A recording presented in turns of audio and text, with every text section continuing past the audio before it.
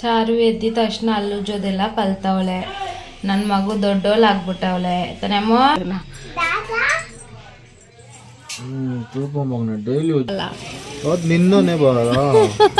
ಅಷ್ಟು ರಂಗೋಲಿ ಎಲ್ಲ ಬಿಡಕ್ ಬರಲ್ಲ ಗಾಯ್ಸ್. ಏನೋ ವೆದರ್ ಹೆಂಗಿದೆ ನೋಡಿದ್ರಾ. ಯಾಕೆ ಹೂವು ರೇಟ್ ಇಷ್ಟೊಂದಾಗಿದೆ ಅಂತ ನಿಮಗೆ ಗೊತ್ತಿದ್ರೆ ಕಮೆಂಟ್ ಮಾಡಿ ಗಾಯ್ಸ್.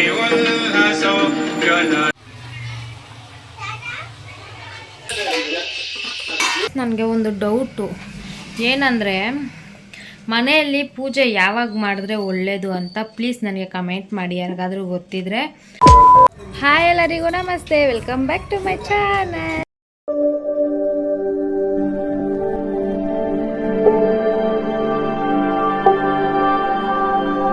ಸೊ ಗಾಯ್ಸ್, ಯಾರೆಲ್ಲ ನನ್ನ ವಿಡಿಯೋ ನೋಡ್ತಿದ್ದೀರಾ ಪ್ಲೀಸ್ ಸ್ಕಿಪ್ ಮಾಡಿದಿರಾ ಕೊನೆ ತನಕ ನೋಡಿ. ಹಾಗೆ ನನ್ನ ವಿಡಿಯೋ ಇಷ್ಟ ಆದರೆ ಪ್ಲೀಸ್ ಒಂದು ಲೈಕ್, ಶೇರ್, ಕಮೆಂಟ್ ಮಾಡಿ. ಮರಿದಿರ ನನ್ನ ಚಾನಲ್ನ ಸಬ್ಸ್ಕ್ರೈಬ್ ಮಾಡ್ಕೊಳ್ಳಿ. ಸ್ಕಿಪ್ ಮಾಡಿದ್ರೆ ಕೊನೆ ತನಕ ವಿಡಿಯೋ ನೋಡಿ. ಇವತ್ತೇನೇನೆಲ್ಲ ಆಗುತ್ತೆ ಎಲ್ಲ ವಿಡಿಯೋ ಶೇರ್ ಮಾಡ್ತೀನಿ.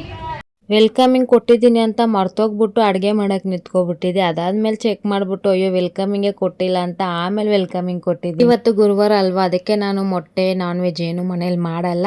ಅದಕ್ಕೆ ಬೇಳೆ ಸಾರು ಮಾಡೋಣ ನುಗ್ಗೆಕಾಯಿ ಹಾಕ್ಬಿಟ್ಟು ಅಂತ ನುಗ್ಗೆಕಾಯಿ ಕಟ್ ಮಾಡಿಕೊಂಡು ಹಾಗೆ ಬೇಳೆ, ಟೊಮೆಟೊ, ಅರಿಶಿನ ಪುಡಿ, ನೀರು ಹಾಕ್ಕೊಂಡೆ. ನುಗ್ಗೆಕಾಯಿಗೆ ಸ್ವಲ್ಪ ಉಪ್ಪು ಹಾಕ್ಬಿಟ್ಟು ಹಾಗೆ ಬೇಳೆಗೆ ಸ್ವಲ್ಪ ಉಪ್ಪು ಹಾಕ್ಕೊಂಡೆ. ಬೌಲಲ್ಲಿ ನುಗ್ಗೆಕಾಯಿ ಹಾಕ್ಕೊಂಡು ಹಾಗೆ ಕುಕ್ಕರಲ್ಲಿ ಇಕ್ಕೊತಾ ಇದ್ದೀನಿ. ಈ ರೀತಿ ಬೇಯಿಸ್ಕೊಳ್ಳೋದ್ರಿಂದ ನಮಗೆ ಬೇಳೆನೂ ಸ್ಮ್ಯಾಶ್ ಮಾಡೋಕ್ಕೆ ಈಸಿಯಾಗಿರುತ್ತೆ. ಅದಕ್ಕೆ ನಾನು ಈ ಥರನೇ ಮಾಡ್ಕೊಳ್ಳೋದು. ಒಗ್ಗರಣೆಗೆ ಈರುಳ್ಳಿ ಕಟ್ ಮಾಡ್ಕೊಂಡಿದ್ದೆ, ಹಾಗೆ ಸ್ವಲ್ಪ ಕರಿಬೇವು ಸೊಪ್ಪು, ಒಣಮೆಣಸಿನ್ಕಾಯಿ, ಕೊತ್ತಂಬರಿ ಕಟ್ ಮಾಡಿಕೊಂಡಿದ್ದೆ. ಅನ್ನನೂ ಮಾಡ್ಕೊಬಿಡೋಣ ಅಂತ ಒಂದು ಗ್ಲಾಸ್ ಅಕ್ಕಿ ಹಾಕಿ ಅನ್ನಕ್ಕಿಟ್ಟೆ. ಅಷ್ಟರಲ್ಲಿ ಕುಕ್ಕರ್ ವಿಸಿಲ್ ಬಂದಿತ್ತು. ಬೇಳೆ ಎಲ್ಲ ಸ್ಮ್ಯಾಶ್ ಮಾಡ್ಕೊಳ್ಳೋಣ ಅಂತ ಕುಕ್ಕರ್ ವಿಸಿಲ್ ತೆಗ್ದೆ. ನೋಡಿ ಈ ತರ ಸಪ್ರೇಟ್ ಆಗೇ ಇರುತ್ತೆ. ಅದಕ್ಕೆ ನಾನು ಯಾವಾಗಲೂ ಇದೇ ತರ ಬೇಯಿಸ್ಕೊಳ್ಳೋದು. ನುಗ್ಗೆಕಾಯಿ ಬೌಲ್ನ ಸಪ್ರೇಟಾಗಿ ಎತ್ತಿಕೊಂಡು ಬೇಳೆ ಸ್ಮ್ಯಾಶ್ ಮಾಡೋಣ ಅಂತ ಬೇಳೆ ಸ್ಮ್ಯಾಶ್ ಮಾಡ್ಕೊಂಡೆ ಕ್ಲೀನಾಗಿ. ಹಾಗೆ ಒಗ್ಗರಣೆ ಮಾಡೋಣ ಅಂತ ಇವತ್ತು ತಪ್ಪಲೆಯಲ್ಲೇ ಒಗ್ಗರಣೆ ಹಾಕ್ಕೊತಾ ಇದ್ದೀನಿ. ತಪ್ಪಲೆಗೆ ಸ್ವಲ್ಪ ಎಣ್ಣೆ ಹುಯ್ದುಬಿಟ್ಟು ಸಾಸಿವೆ ಹಾಕ್ಕೊಂಡು ಕರಿಬೇವು ಸೊಪ್ಪು ಹಾಕ್ಕೊಂಡು ಒಣಮೆಣಸಿನ್ಕಾಯಿ, ಈರುಳ್ಳಿ ಎರಡು ಹಾಕ್ಕೊಂಡು ಚೆನ್ನಾಗಿ ಫ್ರೈ ಮಾಡ್ಕೊಂಡೆ. ಫ್ರೈ ಆಗಾದ್ಮೇಲೆ ನಾವು ಬೇಯಿಸ್ಕೊಂಡಿರೋ ನುಗ್ಗೆಕಾಯಿನೂ ಅದ್ರಲ್ಲಿ ಹಾಕ್ಕೊಳ್ಬೇಕು. ಅದ್ರಲ್ಲಿ ನುಗ್ಗೆಕಾಯಿನ ಆ್ಯಡ್ ಮಾಡಿಕೊಂಡು ಹಾಕ್ತೇನೆ ಖಾರದ ಪುಡಿ, ಧನಿಯಾ ಪುಡಿ, ಹಾಗೆ ಆಚಿ ಸಾಂಬಾರ್ ಮಸಾಲಾನು ಹಾಕ್ಕೊಂಡು ಚೆನ್ನಾಗಿ ಮಿಕ್ಸ್ ಮಾಡಿಬಿಟ್ಟು ಬೇಳೆ ನಾನು ಹಾಕ್ಬಿಡೋಣ ಅಂತ ಬೇಳೆ ಹಾಕಿದೆ. ಬೇಳೆ ಹಾಕ್ಬಿಟ್ಟು ಅನ್ನಕ್ಕೆ ನಾನು ಉಪ್ಪು ಹಾಕಲ್ಲ, ಅದಕ್ಕೆ ಇನ್ನೂ ಸ್ವಲ್ಪ ಉಪ್ಪು ಕಮ್ಮಿ ಇತ್ತು ಸಾರಿಗೆ ಅಂತ ಸ್ವಲ್ಪ ಉಪ್ಪು ಹಾಕ್ಕೊಂಡೆ. ಉಪ್ಪು ಹಾಕ್ಕೊಂಡು ಕಟ್ ಮಾಡಿಕೊಂಡಿರೋ ಕೊತ್ತಂಬರಿನ ಅದ್ರಲ್ಲಿ ಹಾಕಿ ಚೆನ್ನಾಗಿ ಸ್ವಲ್ಪ ಹೊತ್ತು ಕುದಿಸ್ದೆ. ಈ ಥರ ಇರುತ್ತೆ ನಾನು ಮಾಡೋ ಬೇಳೆ ಸಾಂಬಾರು. ಏನು ಮಾಡ್ತಾವಳೆ ನೋಡಿ, ಗುಡ್ಡಮ್ಮ ನೀನು. ಚಾರು ಎದ್ದಿದ ತಕ್ಷಣ ಅಲ್ಲುಜ್ಜೋದೆಲ್ಲ ಕಲ್ತವಳೆ. ನನ್ನ ಮಗು ದೊಡ್ಡವಳಾಗ್ಬಿಟ್ಟವಳೆ ತಾನೇಮ್ಮ. ಸೇರಮ್ಮ ಈ ಉಜ್ಜು ಈ ಹಂಗೆ.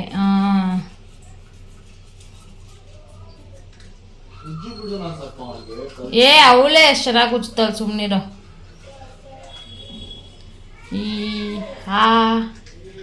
ಈ ಕಡೆ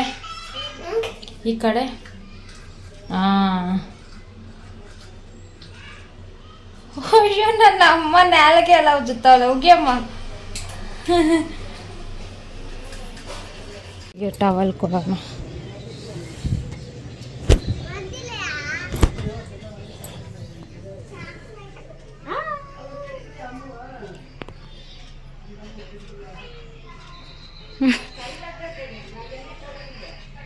ಕ್ಲೀನಾಗಿ ಒರೆಸ್ಕೋಬೇಕಮ್ಮ.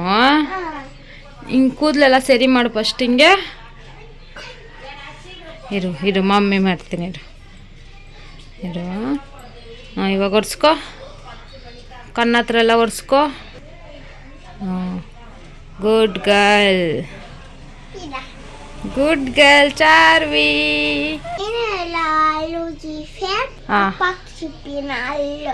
ಹೋಗಮ್ಮ ತೋರಿಸ್ಬಿಡಾಗಮ್ಮ ನಿಮ್ಮ ಅಪ್ಪನ ಅಲ್ಲನ. ಡೈಲಿ ಉಜ್ಜು ಓಕೆನಾ.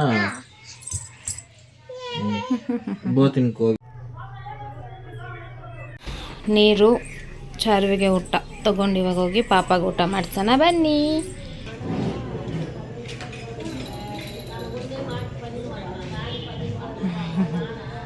ನನ್ನ ಮಗಳು ಊಟ ಮಾಡೋದಕ್ಕೆ ಎಷ್ಟು ಸರ್ಕಸ್ ಮಾಡ್ತಾಳೆ ಅಂತ ಈ ವಿಡಿಯೋಲ್ಲಿ ನೋಡಿ. ಅದಕ್ಕೆ ಅರ್ಧ ನಾನು ಕ್ಯಾಮ್ರಾ ಆನ್ ಮಾಡಿಕ್ಕಿದ್ದೀನಿ.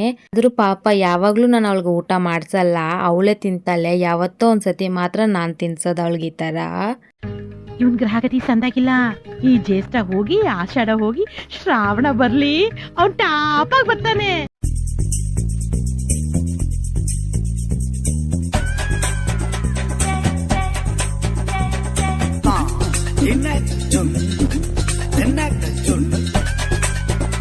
ತಲೆಗೆ ಎಣ್ಣೆ ಹಾಕ್ಬೇಕು. ನಾನು ಸ್ವಲ್ಪ ಎಣ್ಣೆ ಹಾಕ್ಕೊತೀನಿ. ಕೆಲಸ ಮಾಡೋ ಒಳಗಡೆ ಕರೆಕ್ಟಾಗಿರುತ್ತೆ. ಆವಾಗ ಸ್ನಾನ ಮಾಡಿಕೊಂಡು ದೇವ್ರಿಗೆ ದೀಪ ಹಚ್ಚೋದಕ್ಕೆ. ಸೊ ಇವಾಗ ತಲೆಗೆ ಎಣ್ಣೆ ಹಾಕ್ಕೊಳ್ಳೋಣ ಬನ್ನಿ. ಯಾವಾಗೂ ಹೀಗೆ ಮಾಡ್ತೀನಿ, ನೈಟೇ ಎಣ್ಣೆ ಹಾಕ್ಕೊಳ್ಳೋಣ ಅಂತ ಯೋಚನೆ ಮಾಡ್ಕೊಂಡು ಕೂತಿರ್ತೀನಿ. ಆದರೆ ಮಲಗೋ ಟೈಮ್ಗೆ ಕರೆಕ್ಟಾಗಿ ನನಗೆ ಜ್ಞಾಪನನೇ ಬರೋಲ್ಲ ಎಣ್ಣೆ ಹಾಕ್ಕೋಬೇಕು ಅಂತ. ಸರಿ ಅಂತ ಅಡುಗೆ ಮಾಡಿಬಿಟ್ಟು ಒಂದೇ ಸತಿ ಎಣ್ಣೆ ಹಾಕ್ಕೊಬಿಡೋಣ ಅಂತ ಅಡುಗೆ ಎಲ್ಲ ಮುಗಿಸ್ಬಿಟ್ಟು ಎಣ್ಣೆ ಹಾಕ್ಕೊಂಡೆ ತಲೆಗೆ. ನಾನು ತಲೆಗೆ ಎಣ್ಣೆ ಹಾಕ್ಕೊಳ್ಳೋ ಒಳಗಡೆ ನಮ್ಮ ಹಸ್ಬೆಂಡು ಎದ್ದು ಫೇಸ್ ವಾಶ್ ಮಾಡ್ಕೊಂಡು ಬಂದಿದ್ರು. ಸರಿ ಹಪ್ಳ ಸುಟ್ಕೊಂಡು ಊಟ ಮಾಡ್ಕೊಳ್ಳೋಣ ಅಂತ ಹಪ್ಳ ಸುಟ್ಕೊಂಡೆ. ನುಗ್ಗೆಕಾಯಿ ಸಾಂಬಾರು, ಉಪ್ಪಿನಕಾಯಿ, ಹಪ್ಳ ಸುಟ್ಟಿದ್ದೆ. ತುಪ್ಪ ನಮ್ಮ ಹಸ್ಬೆಂಡ್ ತಿಂತೀನಿ ಅಂದ್ರು ಅಂತ ತಗೊಂಡಿದ್ದೆ. ವಾರದಲ್ಲಿ 2 ದಿವಸ ನಾವು ಪ್ಯೂರ್ ವೆಜ್ ಆಗಿ ಊಟ ಮಾಡೋದು. ಇಲ್ಲಾಂದ್ರೆ ಮೊಟ್ಟೆ, ಇಲ್ಲಾಂದ್ರೆ ಕಬಾಬು, ಈ ಥರ ಇದ್ದೇ ಇರುತ್ತೆ ಊಟ ಮಾಡೋ ಟೈಮಲ್ಲಿ.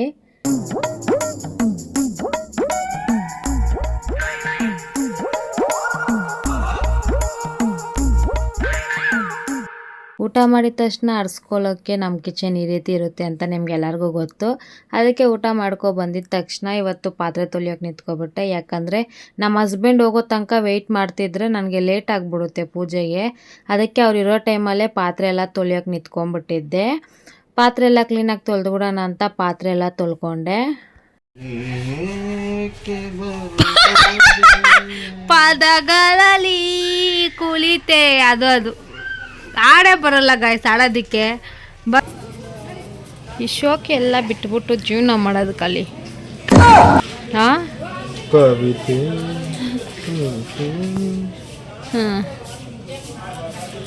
ನಾನು ಕೂಡ ಈ ಥರ ನೈಲ್ ಶೇಪ್ ಮಾಡ್ಕೊಳ್ಳಲ್ಲ ಗಾಯ್ಸ್. ಕಾಡಾನೇ ಬರಲ್ಲ ಗಾಯ್ಸ್, ನನಗೆ ಬರಲ್ಲ. ಇವನೇನು ಮಕ್ಕ ಹೇಳ್ತಿದ್ದಂಗೆ ಇಟ್ಕೊಂಡವನೆ.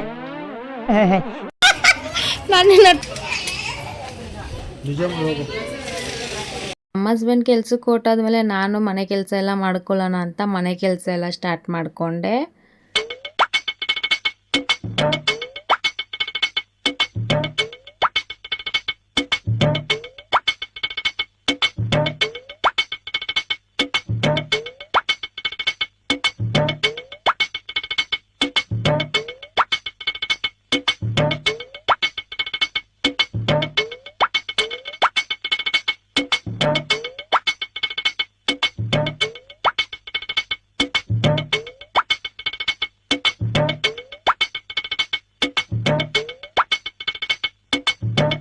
ಹೀಟ್ರಿಗೆ ಹಾಕಿದ್ದೀನಿ ಗಾಯ್ಸ್. ಸೊ ಇವಾಗ ನೀರು ಬಿಸಿ ಆಗೋ ಒಳಗಡೆ ನಾನು ಹೋಗಿ ಹೂವು ಇಸ್ಕೊಬಂದ್ಬಿಡ್ತೀನಿ. ಸ್ನಾನ ಮಾಡ್ಕೊಂಡು ಹೋಗೋಣ ಅನ್ಕೊಂಡೆ, ಬಟ್ ಯಾಕೋ ಮೋಡ ಮುಚ್ಕೊಂಡೈತೆ.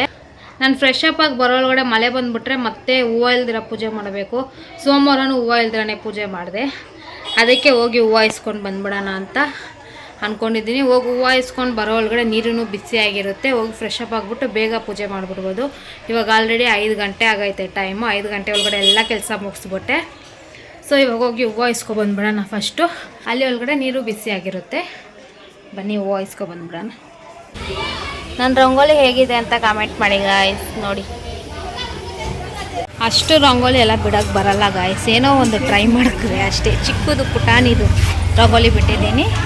ಬೈಕೊಂಡ್ಬೇಡಿ, ಏನು ಹೆಣ್ಮಗು ಆಗಿ ಇವಳಿಗೆ ರಂಗೋಲಿ ಬಿಡೋಕ್ಕೆ ಕೂಡ ಬರಲ್ವಾ ಅಂತ. ಬರಲ್ಲ ಗಾಯ್ಸ್ ನಿಜವಾಗ್ಲೂ. ಜನ್ಮಕ್ಕೆ ಹೋಗೋ ವೆದರ್ ಹೆಂಗಿದೆ ನೋಡಿದ್ರಾ?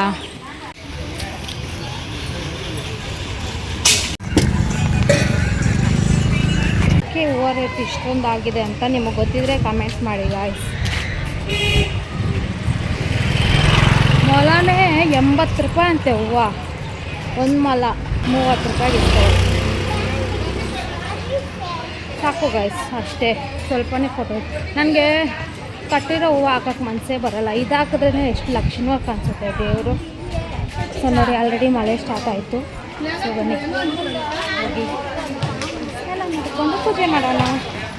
ಹಾಗೆ ಬಂದು ನಾನು ಚಾರ್ವಿ ಇಬ್ಬರು ಹೋಗಿ ಫ್ರೆಶ್ ಅಪ್ ಆಗಿ ಬಂದು ಚಾರ್ವಿಗೆ ರೆಡಿ ಮಾಡಿಬಿಟ್ಟು ನಾನು ರೆಡಿ ಆಗಿಬಿಟ್ಟು ತಲೆ ಒದ್ರಬಿಡೋಣ ಒಂದೇ ಸತಿ, ಅದಾದಮೇಲೆ ಪೂಜೆ ಮಾಡ್ಬೋದು ಅಂತ ಫಸ್ಟ್ ಹೋಗಿ ತಲೆ ಒದ್ರಕೊಂಡೆ.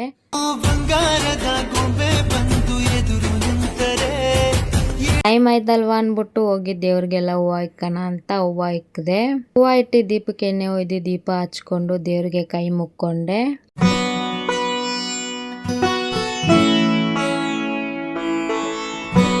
ದೇವ್ರಿಗೆ ಪೂಜೆ ಮಾಡಿದ್ದಾಯ್ತು ಅಂತ ಕಿಚನ್ಗೆ ಹೋಗಿ ತೊಳ್ದಿರೋ ಪಾತ್ರೆ ಎಲ್ಲ ಜೋಡಿಸ್ಬಿಡೋಣ ಅಂತ ತೊಳ್ದಿರೋ ಪಾತ್ರೆ ಎಲ್ಲ ಜೋಡಿಸ್ಕೊಂಡೆ. ಹಾಗೆ ಟೀ ಮಾಡ್ಕೊಳ್ಳೋಣ ಅಂತ ಹಾಲು ಕಾಯಿಸ್ದೆ. ಹಾಲು ಏನಾಗಿದೆ ಅಂತ ನೋಡಿ, ಹಾಲೇ ಉಳ್ದೋಗ್ಬಿಟ್ಟೈತೆ ಗಾಯ್ಸ್. ಇವಾಗ ಏನಾದರೂ ನನ್ನ ಗಂಡನಿಗೆ ಫೋನ್ ಮಾಡಿ ಹಾಲಕ್ಕೆ ಕಾಸು ಹಾಕು ಅಂತ ಹೇಳಿದ್ನು ಅನ್ಕೊಳ್ಳಿ, ಅಷ್ಟೇ ಅವ್ನು ನಾನು ಕೆಳಗಡೆ ಇಟ್ಬಿಟ್ಟಿದ್ವೇನೋ, ಅದಕ್ಕೆ ಏನೋ ಉಳ್ದೋಗೈತೆ. ಇದು ಫ್ರಿಜ್ ಏನೋ ಕೆಟ್ಟೋಗಿದೆ, ಯಾಕಂದ್ರೆ ಟೊಮೆಟೊಗಲ್ಲೂ ಹಂಗೆ ಆಗುತ್ತೆ, ಕೊಲ್ತೋಗುತ್ತೆ ಫ್ರಿಜ್ಜಲ್ಲಿ ಇದ್ರೂ. ಫ್ರಿಜ್ ಫಸ್ಟ್ ಬೇರೆ ಇಸ್ಕೋಬೇಕು ಗಾಯ್ಸ್. ಸೊ ಫ್ರಿಜ್ ಈ ಥರ ಆಗೈತೆ. ಫೋನ್ ಮಾಡಿಬಿಟ್ಟು ಹಾಲಕ್ಕೆ ಕಾಸು ಹಾಕ್ತಾರ ಕೇಳ್ಬಿಟ್ಟು ನಿಮ್ಗೇನಂತ ಇನ್ಫಾರ್ಮ್ ಮಾಡ್ತೀನಿ ರೀ. ಕಾಸು ಹಾಕಲ್ವಂತೆ, ಅದಕ್ಕೆ ಇರೋ ಚಿಲ್ಲರೆ ಕಾಸು ತೊಗೊಂಡು ಹೋಗ್ತಿದ್ದೀನಿ ಹಾಲು ಇಸ್ಕೊಂಡು ಬರೋಕ್ಕೆ. ನನಗೆ ಸಂಜೆ ಹೊತ್ತು ಒಂದೇ ಟೈಮ್ ತಾನೇ ಟೀ ಕುಡಿಯೋದು. ಸೊ ಸಂಜೆ ಹೊತ್ತು ಏನಾದರೂ ಟೀ ಕುಡ್ದಿಲ್ಲ ಅಂದರೆ ತಲೆನೋವು ಬಂದ್ಬಿಡುತ್ತೆ. ಬಿಂದಿಗೆ ತೊಳೆದಿದ್ದೀನಿ.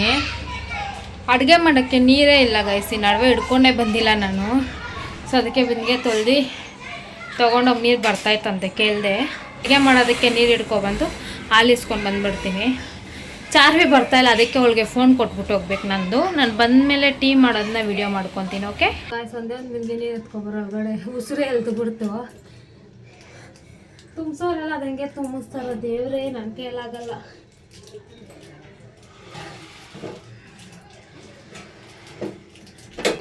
₹28 ಅಂತೆ ಗಾಯ್ಸ್ ಹಾಲು. ₹3 ಸಾಲ ಇಕ್ಬಿಟ್ಟು ಬಂದಿದ್ದೀನಿ, ಗೊತ್ತಾ ನಿಮಗೆ? ನನ್ನ ಕಷ್ಟ ನೋಡಿ. ಅದಕ್ಕಿಂತ ಕೆಳಗಡೆ ಇಕ್ಕಿದ್ರೆ ಹಾಲು ಒಡೆದೇ ಹೋಗಲ್ಲ, ಅದ್ರ ಕೆಳಗಡೆ ಇಕ್ಕಿದ್ರೆ ಒಡೆದೋಗುತ್ತೆ. ಸತಿ ಅಬ್ಸರ್ವ್ ಮಾಡಿದ್ದೀನಿ. ನಿನ್ನೆ ಯಾವುದೋ ಅರ್ಜೆಂಟಲ್ಲಿ ಕೆಳಗಡೆನೇ ಇಕ್ಬಿಟ್ಟಿದ್ದೀನಿ, ಇವತ್ತು ಒಡೆದೋಗಿದೆ ಹಾಲು.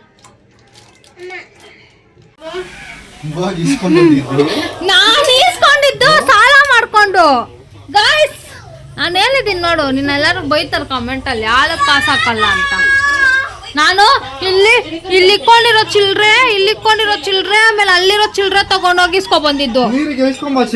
ನನಗೆ ಗೊತ್ತಿಲ್ಲ, ಹೋಗು ಆಫ್ ಮಾಡೆ.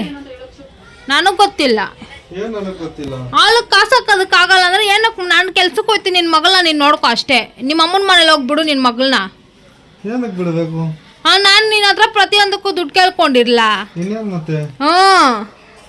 ಹಾಲು ಕಾಸು ಅಂತೆ ಇಲ್ಲಿ ಇಕ್ಬಿಟ್ಟಿದ್ದೆ ಹಾಲು, ಅದಕ್ಕೆ ಹೊಡೆದೋಗಿರೋದು. ಕಾಮೆಂಟ್ ಮಾಡಿ ಗೈಸ್, ಬ್ಯಾಡ್ ಕಾಮೆಂಟ್. ಅಲ್ಲ ಇವತ್ತು ಗುರುವಾರ, ಚಿಕನ್ ತರ್ತೀನಿ, ಬಿರಿಯಾನಿ ಮಾಡುವಂತೆ ಗಾಯ್ಸ್. ಸ್ವಲ್ಪ ಕೂಡ ಇತ್ತಿ ಮಿತ್ತಿ ಬುದ್ಧಿಗಿದ್ದಿ ಇಲ್ವಾ? ಗುರುವಾರ ನನಗಲ್ಲ, ಮನೇಲಿ ಮಾಡಲ್ಲ. ನನಗೂ ಇವನಿಗೂ ಇವಾಗ ತುಂಬಾ ಜಗಳ ಆಗುತ್ತೆ ಗಾಯ್ಸ್.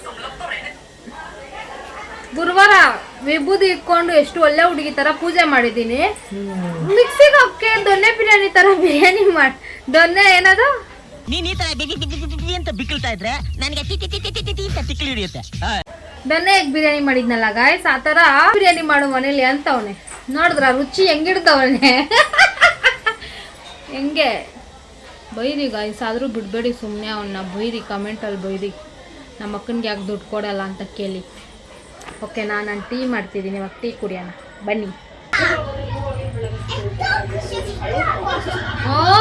ನೋಡಿದ್ರ ಗಾಯ್ಸ್, ಸುಸ್ತಾಗಿ ಬಂದವನಂತೆ. ನಾವು ಇಲ್ಲಿ ಕೂತ್ಕೊಂಡು ತಿನ್ಕೊಂಡು ಮಲ್ಕೊಂಡಿದ್ದೀವಿ ಅವಳ ಥರ.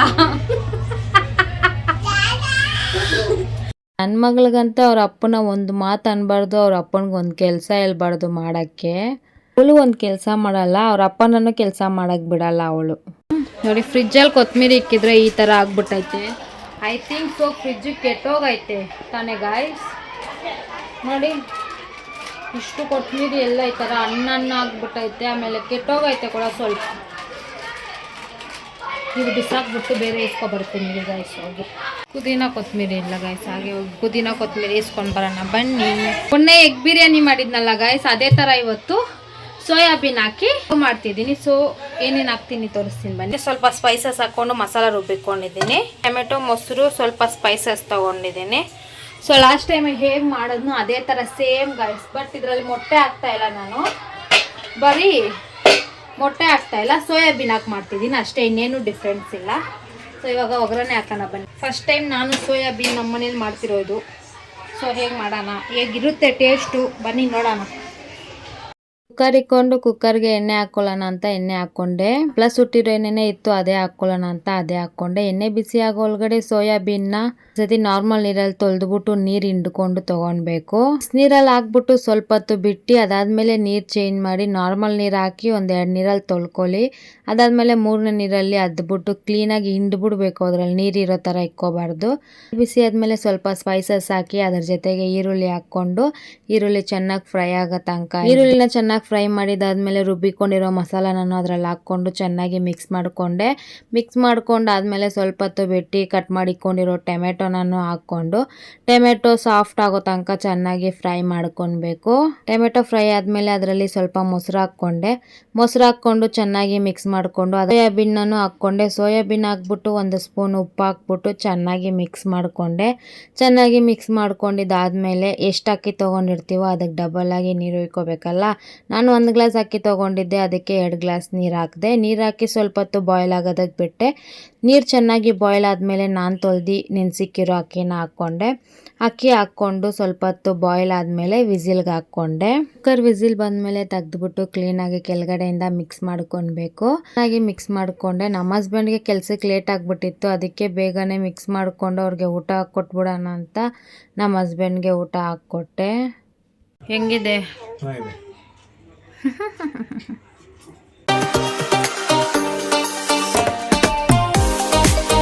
ಹಸ್ಬೆಂಡ್ಗೆ ಊಟ ಕೊಟ್ಟು ಹಾಗೆ ನಾನು ಊಟ ಮಾಡ್ಕೊಳ್ಳೋಣ ಅಂತ ಊಟ ಮಾಡಿಕೊಂಡೆ. ನಿಜವಾಗ್ಲೂ ಸಖತ್ತಾಗಿತ್ತು ಸೋಯಾಬೀನ್ ಜೊತೆ. ಸೋಯಾಬೀನ್ ನಾನು ಜಾಸ್ತಿ ತಿನ್ನಬಾರ್ದು, ಥೈರಾಯ್ಡ್ ಇರೋದಕ್ಕೆ ಅಂತ ನಾನು ಯಾವತ್ತೂ ತಿಂತಿದ್ದಿಲ್ಲ. ಇವತ್ತೇ ಮಾಡಿದ್ದೀನಲ್ವ, ಯಾವತ್ತೂ ಒಂದು ಸತಿ ತಿಂದರೆ ಏನೂ ಆಗಲ್ಲ ಅಂತ ಸೋಯಾಬೀನ್ ಪಲಾವ್ನ ಇವತ್ತು ನಾನು ತಿಂದೆ. ಪಾಪ ನಮ್ಮ ಹಸ್ಬೆಂಡ್ ಫೋನ್ ಮಾಡಿಬಿಟ್ಟು ಚಿಕನ್ ತರ್ತೀನಿ, ಚಿಕನಲ್ಲಿ ಮಾಡಿಕೊಡು ಅಂದರು. ಬಟ್ ಇವತ್ತು ಗುರುವಾರ ಗಾಯ್ಸ್, ನಾನು ಮನೇಲಿ ಪೂಜೆ ಮಾಡಿಬಿಟ್ಟು ಚಿಕನ್ ಮಾಡಿದ್ರೆ ಏನು ಯೂಸ್ ಇರುತ್ತೆ ಇಲ್ಲಿ, ಅದಕ್ಕೆ ನಾನು ಮಾಡೋಕ್ಕೆ ಹೋಗಿಲ್ಲ.